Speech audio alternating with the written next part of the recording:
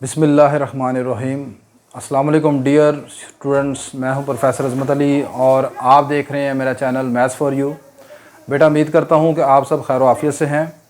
जैसे कि आप लोग जानते हैं कि हमने सेकेंड ईयर मैथमेटिक्स से एक important chapter number 3 that is integration ये स्टार्ट किया हुआ है। और यहाँ पर मैं इस चैप्टर में से एक्सरसाइज 3.1 जो है वो डिस्कस कर चुका हूँ।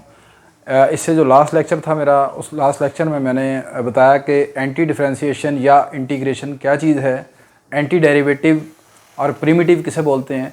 अगर अभी तक आपने वो मेरा लेक्चर नहीं देखा तो आप उस लेक्चर को जाकर देख सकते हैं, ताकि आपको इंटीग्रेशन का जो बेसिक कॉन्सेप्ट है, जो उसकी डेफिनेशन है, वो अच्छे तरीके से समझ आ जाए।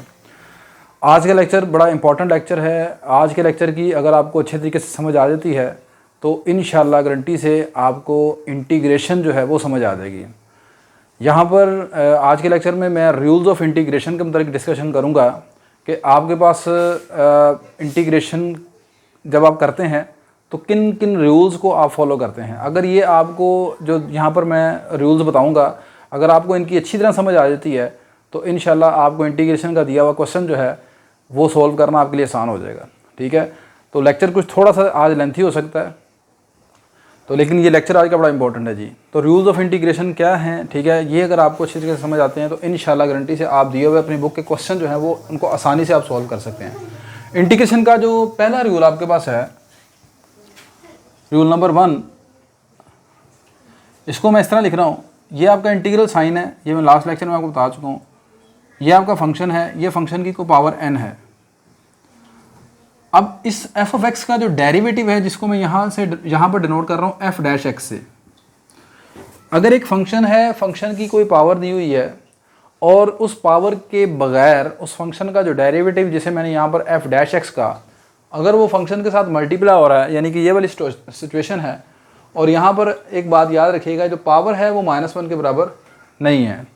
तो अगर आप ऐसा देखें तो याद रखिएगा, इसमें इंटीग्रेशन का रूल ये कहता है कि इस फंक्शन की पावर में आपने एक प्लस कर देना है। क्या कर देना है? इसमें एक ऐड कर देना है और उसी पावर से आपने डिवाइड कर देना है, प्लस कांस्टेंट c। डेरिवेटिव में जब आप पावर रूल ऑफ डिफरेंशिएशन लेते हैं, जैसे कि मैंने इसको यहाँ पर आपको बताया कि इन्वर्स प्रोसेस ऑफ डिफरेंशिएशन है। इंटीग्रेशन जो होती है वो इन्वर्स प्रोसेस ऑफ डिफरेंशिएशन है। तो डेरिवेटिव में आप क्या करते हैं, वहाँ पर पावर रूल में पावर कम करते हैं, एक पावर में से एक कम करते हैं और वो पावर आके पीछे मल्टीप्लाई हो जाती है। तो यहाँ पर उलट होगा, पावर में एक प्लस करेंगे और क्या करेंगे, वहाँ पर आप मल्टीप्लाई करते हैं, यहाँ पर पावर से आप क्या करोगे, डिवाइड करोगे। अब इस रूल के मुताबिक मैं आपको यहाँ पर एक दो एग्जांपल से समझाने की कोशिश करता हूँ। मिसाल के तौर पर मेरे पास एक फंक्शन लिखा है साइन स्क्वायर x और इसके साथ मल्टीप्लाई हो रहा है कोस x इंटू डी एक्स। तो इस पर आप यहाँ पर रूल नंबर 1 जो इंटीग्रेशन का है वो इस्तेमाल कर सकते हैं। यहाँ पर आपकी जो पावर है वो 2 के बराबर है, आपका जो फंक्शन है वो साइन x है, यहाँ पर आपका जो फंक्शन का डेरिवेटिव है वो कोस x है। तो ये देखें, ये फंक्शन है, ये फंक्शन की पावर, फंक्शन का डेरिवेटिव उसके साथ मल्टीप्लाई हो रहा है। तो आपके पास ये रूल नंबर 1 की तमाम कंडीशन को पूरा कर रहा है। तो रूल नंबर 1 के मुताबिक इसका जो आंसर आएगा वो इस तरह आएगा, इसकी पावर में आपने एक प्लस कर देना है और साइन की, और वो जो पावर है उसी से डिवाइड कर देना है, प्लस कांस्टेंट c। यहाँ पर जो कांस्टेंट c है इसको आप कांस्टेंट ऑफ इंटीग्रेशन बोलते हैं। ठीक है, ये हर मरतबा आपने जब भी इंटीग्रेशन करनी है उसके साथ साथ ये चीज़ ऐड करनी है। ये आपके पास आ जाएगा sine cube x over 3 plus constant c। ठीक है, अच्छा अब यहाँ पर देखें, अच्छा यहाँ पर एक और चलें एग्जांपल मैं आपको सामने रूल नंबर 1 की ले लेता हूँ। मेरे पास फंक्शन लिखा हुआ है log x into 1/x into D x. यहाँ पर आपका जो फंक्शन है वो log x है, फंक्शन का जो डेरिवेटिव है वो 1/x है, जो पावर है वो यहाँ पर log x की पावर जो है वो 1 के बराबर है, तो n यहाँ पर 1 है। तो यहाँ पर देखें, ये फंक्शन का डेरिवेटिव उसके साथ मल्टीप्लाई हो रहा है, तो लिहाजा इसका आंसर रूल नंबर 1 के मुताबिक आपके फंक्शन की पावर में इस तरह एक ऐड कर देंगे। तो इसकी पावर 1 है तो उसमें मज़ीद एक ऐड करेंगे, 2 बन जाएगा, उसी पावर से डिवाइड कर देंगे, प्लस कांस्टेंट c। तो ये बेटा इसकी इंटीग्रेशन आ जाएगी। ठीक है, यहाँ पर कुछ स्टूडेंट्स को ये कंफ्यूज होता है कि सर ये यहाँ पर dx किधर चले गया। वो कहीं नहीं चले गया, वो सिंपल आपने क्या करना है, इसका जो आंसर है आपके पास, इसका आपने आंसर लिखना है। और वो आंसर कैसे बनाया हुआ है कि पावर में आपने एक ऐड करना है, उसी पावर से डिवाइड करना है, प्लस कॉन्स्टेंट सी आपने करना है। ठीक है, तो आपने जस्ट यहाँ पर इसकी आपने सिर्फ ये पहचानना है कि फंक्शन कौन है और उसका डेरिवेटिव कौन है। और ये कब पॉसिबल होगा, जब आपको चैप्टर नंबर 2 में डेरिवेटिव के फार्मूले पता होंगे। इंटीग्रेशन की आपको तब तक अच्छे तरीके से समझ नहीं आ सकती जब तक आप इंटीग्रेशन के डेरिवेटिव के फार्मूले नहीं आपको आते हैं। ठीक है, तो डेरिवेटिव में जो आपने फार्मूलाज पढ़े हैं, ठीक है, वो आपको अच्छे तरीके से याद होना चाहिए। खासकर derivative of trigonometric function, exponential function के डेरिवेटिव क्या होते हैं, ये चीज़ें आपको याद होनी चाहिए। तो log x यहाँ पर फंक्शन है, उसका डेरिवेटिव 1/x है। अब जिस बच्चे को ये नहीं पता होगा कि log x का डेरिवेटिव 1/x है, तो वही इसको नहीं कर सकता क्वेश्चन को। ठीक है, तो log x यहाँ पर फंक्शन है, इसका डेरिवेटिव आगे मौजूद मल्टीप्लाई हो रहा है, पावर यहाँ पर 1 है, तो पावर में आपने एक प्लस कर देना, उसी पावर से डिवाइड कर देना। रूल नंबर 2 इंटीग्रेशन का क्या है, ये फंक्शन का डेरिवेटिव ऊपर नीचे फंक्शन बताते खुद है, डिवाइड हो रहा है इस तरह। ठीक है, ऊपर फंक्शन का डेरिवेटिव है, नीचे फंक्शन है, सही है। तो अगर ऐसा आप देखें तो इसकी इंटीग्रेशन का फार्मूला ये है कि नीचे वाले फंक्शन का log आ जाएगा, natural log of f(x) plus constant C. बात क्लियर होगी कि नहीं होगी? नीचे फंक्शन, ऊपर उसका डेरिवेटिव, तो इसका रूल क्या कहता है, नीचे वाली चीज़ का क्या आ जाएगा, log आ जाएगा यहाँ पर। ठीक होगी। मिसाल के तौर पर यहाँ पर देखें, आपने फॉर एग्जाम्पल बेटा यहाँ पर आप देखें 10x की इंटीग्रेशन करना चाहते हैं, तो आप यहाँ पर रूल नंबर 2 को इस तरह इस्तेमाल करोगे।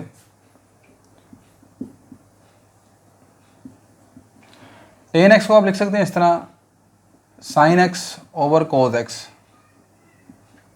अब ये देखें रूल नंबर 2, पहली बात तो ये याद रखिएगा, आपने तब इस्तेमाल करना है जब ये इस तरह फ्रैक्शन फॉर्म आ जाए।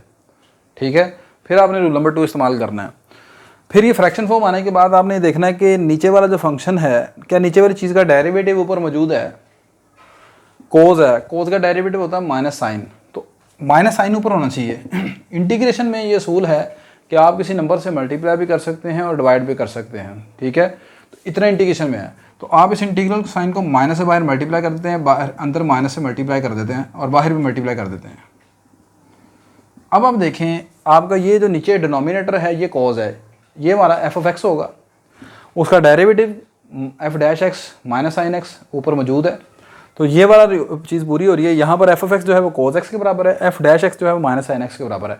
फंक्शन का डेरिवेटिव और मौजूद है, तो ये वाला रूल ये कहता है कि आपने सिंपल ये करना है, नीचे वाली चीज़ का log आ जाएगा, तो ये इसका आंसर है। ठीक है, फर्दर आप इसको ऐसे भी लिख सकते हैं, cos x की पावर ये -1 log की प्रॉपर्टी इस्तेमाल करके, ये फर्दर एक्स्ट्रा चीज़ है, यहाँ तक रूल इस्तेमाल होकर ख़त्म हो गया। ये 1/cos हो जाएगा, 1/cos होता है secant x, तो ये आपके पास इस तरह आ जाएगा। ये cos इनवर्स नहीं है जी, ये cos x की पावर -1 है, और cos x की पावर -1 का मतलब है 1/cos, और 1/cos का मतलब है secant x। ठीक होगी बात ये। तो ये आपका रूल नंबर 2 हो गया यहाँ पर इंटीग्रेशन का। बेसिकली यहाँ पर यही 2 रूल्स हैं इंटीग्रेशन के। ठीक है, एक में चीज़ मल्टीप्लाई हो रही होती है और दूसरे में चीज़ आपके पास क्या होती है, इस तरह डिवाइड हो रही होती है। एक और यहाँ पर एग्जांपल देख लेते हैं। आपके पास लिखा हुआ है इस तरह,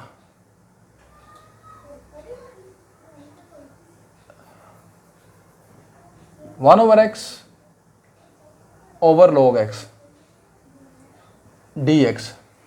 अब यहाँ पर भी देखें, ये वैल्यूज़ आपके पास डिवाइड हो रही हैं। आपने ये देखना है कि यहाँ पर जो डिनोमिनेटर में log x है, क्या उसका डेरिवेटिव ऊपर मौजूद है, तो log x का डेरिवेटिव क्या होता है 1/x, तो डेरिवेटिव जो कि ऊपर मौजूद है, तो लिहाजा यहाँ पर आप यही वाला रूल इस्तेमाल कर सकते हैं।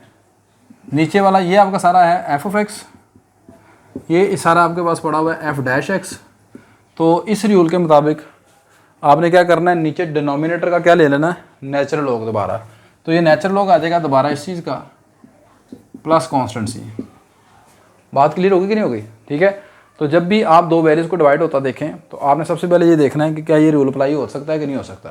ठीक है, अगर ये अप्लाई होता है तो फिर आप इसको अप्लाई करें। अच्छा, सम टाइम यहाँ पर उसमें रूल नंबर 3 क्या लेता हूँ, वो इस तरह है। फर्ज करें कि आपके पास यहाँ पर 2 वैल्यूज़ डिवाइड हो रही हैं,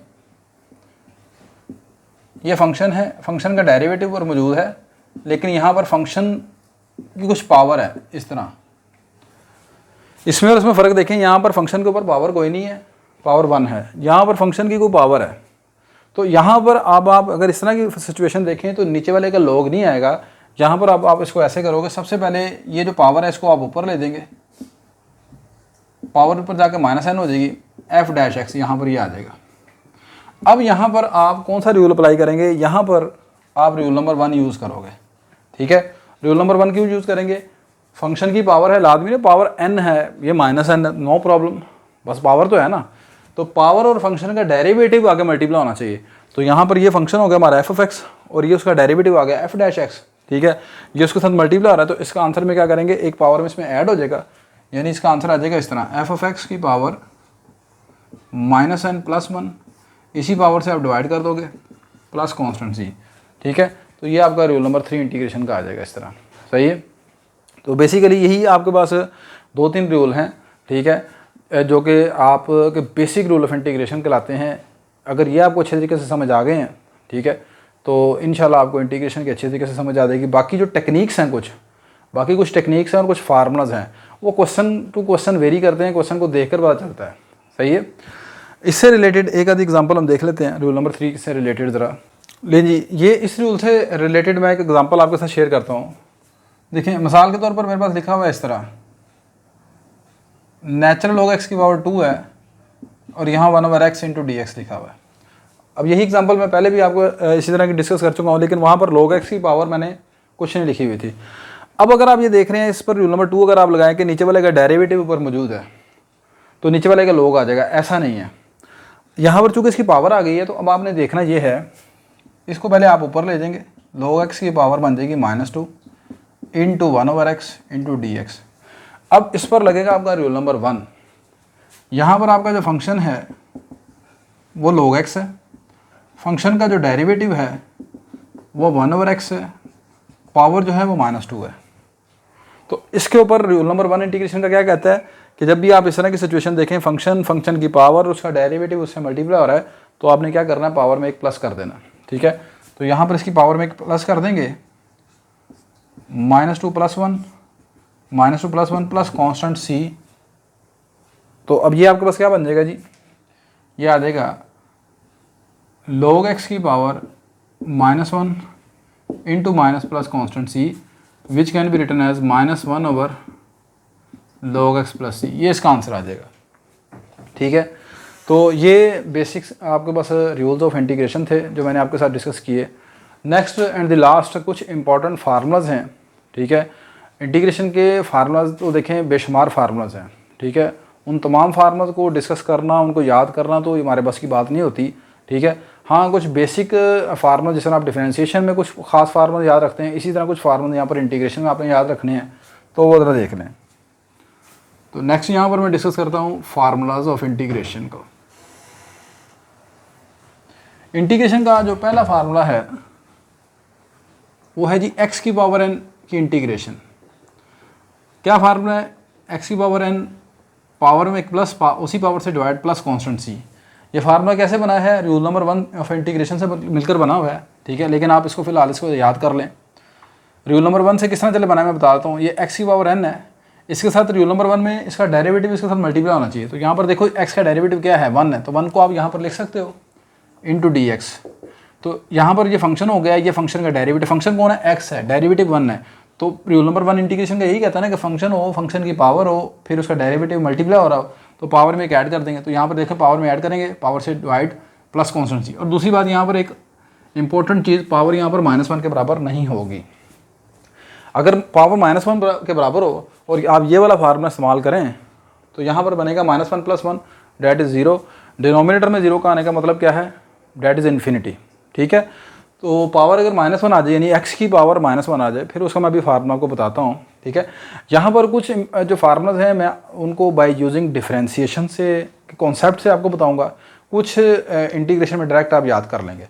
पहला इंपॉर्टेंट फार्मूला मैंने आपको बता दिया। अब इसमें मिसाल के तौर पर एग्जांपल देख लेते हैं थोड़ी सी। आपको कहा जाता है x³ की इंटीग्रेशन करनी है, तो आंसर आएगा पावर में एक ऐड, उसी पावर से डिवाइड प्लस कॉन्स्टेंट c। तो क्या बन जाएगा ये, x की पावर 4/4। आपको कहा जाता है x की पावर -5 की इंटीग्रेशन करनी है, पावर में एक ऐड, उसी पावर से divide plus constant c। X की पावर -4 ओवर -4 प्लस कॉन्स्टेंट सी, ये आपका आंसर आ जाएगा। माइनस के लिए ये नहीं कि माइनस के लिए आप फार्मूला लिख सकता है, पावर माइनस हो सकती है, पॉइंट में हो सकती है, अंडर रूट में हो सकती है, हर हो सकती है, लेकिन पावर सिर्फ -1 नहीं होनी चाहिए। बाकी हर किस्म की पावर के लिए फार्मूला इस्तेमाल कर सकते हैं आप। मिसाल के तौर पर x की पावर √3 है, तो आप इस पर भी फार्मूला इस्तेमाल कर सकते हैं। पावर में एक प्लस, उसी पावर से डिवाइड, प्लस कॉन्स्टेंट सी। ठीक होगी बात है। तो ये पहला आपका फार्मूला रूल इसका इंटीग्रेशन का। सेकंड यहाँ पर फार्मूला इसी से रिलेटेड, अगर ऐसा हो ax + b की पावर n है इंटू dx, यानी दो रकमें हैं उनकी पावर n है, तो इसका फार्मूला ये होगा ax + b की पावर में एक प्लस कर देंगे, उसी पावर से डिवाइड कर देंगे, into coefficient of x a। और ये फार्मूला समटाइम मैं डायरेक्टली अपने क्वेश्चंस में इस्तेमाल करूँगा, ठीक है। तो आपने इस फार्मूले को याद रखना है। मिसाल के तौर पर आपके पास लिखा हुआ है 3x + 5 की पावर 2 है, इसकी आपने इंटीग्रेशन करनी है, ठीक है। तो आप डायरेक्ट ये फार्मूले के मुताबिक चलेंगे, तो इसकी पावर में एक प्लस कर देंगे, उसी पावर से आपने डिवाइड कर देना है, into coefficient of x। Coefficient of x कितना है, that is 3 plus constant C. तो ये आ जाएगा 3x + 5 की पावर 3, नीचे बन जाएगा 3 3 9, ठीक है। तो इसका आंसर आ जाएगा। नेक्स्ट यहाँ पर देखें derivative of exponential function. Exponential function का डेरिवेटिव a की पावर x का, सॉरी x डेरिवेटिव कह रहा हूँ, इंटीग्रेशन ऑफ एक्सपोनेंशियल फंक्शन। आप जानते हैं कि डेरिवेटिव जो होता है a की पावर x का, वो होता है a की power x into natural log of a। Derivative में a, इसका डेरिवेटिव क्या होता है, पहले a की power x as it is आ जाता है और बाद में नेचुरल लॉग ऑफ a आ जाता है। अब जैसा कि मैंने आपको बताया कि इंटीग्रेशन के कुछ फार्मूले आप डिफरेंशिएशन की मदद से यहाँ पर लिख सकते हैं, और ये ज़हन में रखना है कि इंटीग्रेशन में जो काम आपने करना है, जो आपने किया है डेरिवेटिव में, उसका इन्वर्स यहाँ पर करना है। अगर वहाँ पर कोई चीज़ आपने प्लस की है तो यहाँ पर माइनस करेंगे, अगर वहाँ पर कोई चीज़ आपने मल्टीप्लाई की थी तो यहाँ पर डिवाइड करेंगे, ठीक है। तो इसकी इंटीग्रेशन का जो फार्मूला बनेगा वो इस तरह आ जाएगा। यहाँ पर इसका डेरिवेटिव में आया a की power x into natural log of a, तो यहाँ पर ये आएगा a की power x over natural log of a plus constant C. वहाँ मल्टीप्लाई होता है, यहाँ पर क्या करेंगे, डिवाइड कर देंगे। फार्मूला नंबर 4, e की पावर x की इंटीग्रेशन। देखें जी, e की पावर x एक ऐसा फंक्शन है, वाहिद फंक्शन है, जिसका डेरिवेटिव लें तो वही फंक्शन आ जाता है, ठीक है। यानी डेरिवेटिव ऑफ e की power x is again e की पावर x। इसी तरह यहाँ पर इसकी इंटीग्रेशन भी यही है, e की पावर x की इंटीग्रेशन e की पावर x ही है, ठीक है। तो ये तो हो गया आसान आपके लिए याद करना, ठीक होगी बात। ये पांचवी चीज़ यहाँ पर अब आप देखें यहाँ पर फार्मूला ट्रिग्नोमेट्रिक फंक्शन के डेरिवेटिव इंटीग्रेशन का फार्मूला, साइन x की आपने इंटीग्रेशन करनी। अब साइन x की आपने इंटीग्रेशन करनी है ना, तो आपने साइन x की इंटीग्रेशन करते वक्त ये सोचना है कि साइन x किसका डेरिवेटिव था। सोचें, साइन x किसका डेरिवेटिव होता है, साइन x डेरिवेटिव होता है माइनस कोज का, कोज का डेरिवेटिव होता है माइनस साइन, लेकिन हमें साइन चाहिए, तो साइन जो है डेरिवेटिव है माइनस कोज का, तो लिहाजा साइन x की इंटीग्रेशन हो जाएगी minus cos x plus constant C. यह सिंपल सी बात है, वहाँ पर आप साइन का डेरिवेटिव प्लस कोज होता है ना, ठीक है। तो मैंने बताया कि इंटीग्रेशन आपने रिवर्स चलना है, तो वहाँ पर इसका डेरिवेटिव होता है प्लस कोज, तो यहाँ पर इसकी इंटीग्रेशन माइनस कोज है। सिंपल इस तरह याद रखने आप। कोज x की इंटीग्रेशन, कोज x का डेरिवेटिव क्या होता है, माइनस साइन, यहाँ पर इसकी इंटीग्रेशन हो जाएगी प्लस साइन। मैं आसान तरीके से आपको बताना चाह रहा हूँ, ठीक है। तो ये इस तरीके से आ जाएगा। 7 सीकेंट स्क्वायर x की इंटीग्रेशन आपने करनी है। आप ये सोचेंगे सीकेंट स्क्वायर किसका डेरिवेटिव था, सोचें सीकेंट स्क्वायर किसका डेरिवेटिव था, टेंजेंट का, तो लिहाजा सीकेंट स्क्वायर की इंटीग्रेशन टेंजेंट x है। इंटीग्रेशन के कुछ फार्मूला मैं बता रहा हूँ कि डिफरेंशिएशन की मदद से हम निकाल लेंगे, ठीक है। इसलिए आपको डिफरेंशिएशन के फार्मूला याद होने चाहिए यहाँ पर, ठीक है। कि सीकेंट स्क्वायर x की आपको इंटीग्रेशन नहीं याद आ रही कि क्या हो सकती है, तो अब आप ये सोचो कि सीकेंट स्क्वायर किसका डेरिवेटिव था, किसका डेरिवेटिव था, टेन का, तो लिहाजा इसकी इंटीग्रेशन टेंजेंट x है, ठीक होगी बात ये। अगला formula 8 cosecant square x। Cosecant square x किसका डेरिवेटिव होता है, कोट x का डेरिवेटिव होता है minus cosecant square x। Minus cosecant square होता है ना, तो बस वो माइनस आप लगा दें इसके साथ, minus cot x plus constant C. ठीक हो गया। तो कोसेकेंट स्क्वायर की इंटीग्रेशन होगी माइनस कोट एक्स। अच्छा, सेकंड हो गया अगेन नाइन्थ, टेंजेंट एक्स की इंटीग्रेशन। टेंजेंट एक्स की इंटीग्रेशन अभी मैंने आपको पहले अभी थोड़ी देर पहले बताया उसमें कि टेन एक्स की इंटीग्रेशन आती है जी natural log of second x plus constant C. ठीक होगी बात ये। नेक्स्ट फार्मूला नंबर 10, आपको चाहिए कोट एक्स की इंटीग्रेशन। कोट एक्स की इंटीग्रेशन रूल नंबर 2 की मदद से होती है। इसे आप कोज ओवर साइन लिख लेते हैं, cos x over sine x.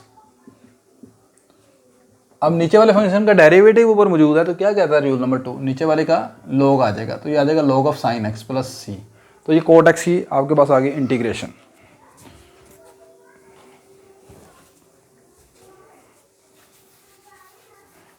Next formula आ गया जी आपका सीकेंट एक्स की इंटीग्रेशन क्या होती है। सीकेंट स्क्वायर की इंटीग्रेशन हमने कर ली है। सीकेंट एक्स की इंटीग्रेशन देखें, फार्मूला नंबर 11, सीकेंट एक्स की इंटीग्रेशन क्या है, ये इंशाल्लाह नेक्स्ट लेक्चर में प्रूफ भी करेंगे। ठीक है, फिलहाल आपने याद रखना है, क्योंकि ये फार्मूला आपको लिखवा रहा हूँ, ये एक नई चीज़ है। सीकेंट एक्स की इंटीग्रेशन है natural log of secant x plus tangent x plus constant C. अगली चीज़ है कोसेकेंट एक्स की इंटीग्रेशन क्या है। देखिए यहाँ पर हमने कोसेकेंट स्क्वायर एक्स की इंटीग्रेशन की है, कोसेकेंट की नहीं की। ठीक है, तो कोसेकेंट एक्स की इंटीग्रेशन हो जाएगी बेटा natural log of cosecant x minus cot x plus constant C. ठीक हो गया जी ये चीज़। सीकेंट स्क्वायर भी होगा, कोसेकेंट स्क्वायर भी होगा, टेन भी हो गया। हाँ जी, ये चीज़ें सारी हो गई। अच्छा, अब आपके पास कुछ और चीज़ें यहाँ पर, हाँ, x की पावर -1, जिसे आप लिखते हो 1/x की इंटीग्रेशन, जो मैंने शुरू में आपको बताई थी कि ये वाले फार्मूले में अगर n की जगह -1 पुट कर दें तो ये x इनवर्स बन जाता है। अब इसकी इंटीग्रेशन कैसे करनी है, ये वाला फार्मूला नहीं आप लगा सकते। आप ये सोचें कि 1/x किसका डेरिवेटिव है, 1/x किसका डेरिवेटिव होता है, सोचें log x का डेरिवेटिव होता है, तो 1/x की इंटीग्रेशन क्या हो जाएगी log x plus constant C. बात समझ आ गई नहीं आ गई। अच्छा जी, फिर वही रूल नंबर 2 है, मुश्किल नहीं है। एक्स इनवर्स का मतलब 1/x है, नीचे फंक्शन उसका डेरिवेटिव ऊपर मौजूद है, एक्स का डेरिवेटिव ऊपर मौजूद है, तो नीचे वाले का लॉग आ जाएगा, बात खत्म। 1/x आसानी से याद हो गया। 14 फार्मूला आप 1/a² plus x², very important formula जी। सोचें ये इस तरह की टर्म आपने कहाँ पर देखी है डेरिवेटिव में, इस तरह का आपने देखा होगा tan इनवर्स x के फार्मूले में, तो ये आ जाएगा बेटा इस तरह 1/a tan inverse x/a plus constant C. ठीक है, ये इंपॉर्टेंट फार्मूला, ये आपने याद रखना है। 15 1/√, कांस्टेंट का स्क्वायर माइनस वेरिएबल का square, a² minus x², a² minus x², constant पहले वेरिएबल बाद में है। अच्छा, ये आपके पास आएगा sine inverse x/a plus constant C. यहाँ पर देखें 1/a जो है ना, वो टेन वाले फार्मूले में 1/a लिखना है, इसमें नहीं आएगा 1/a। ठीक है, यहाँ पर बच्चे अक्सर गलती कर जाते हैं, 1/a यहाँ पर लिख देते हैं, वो नहीं आएगा। ठीक है, नेक्स्ट एक फार्मूला इंपॉर्टेंट आपके पास 1/ चलें x² माइनस a² है इंटू dx।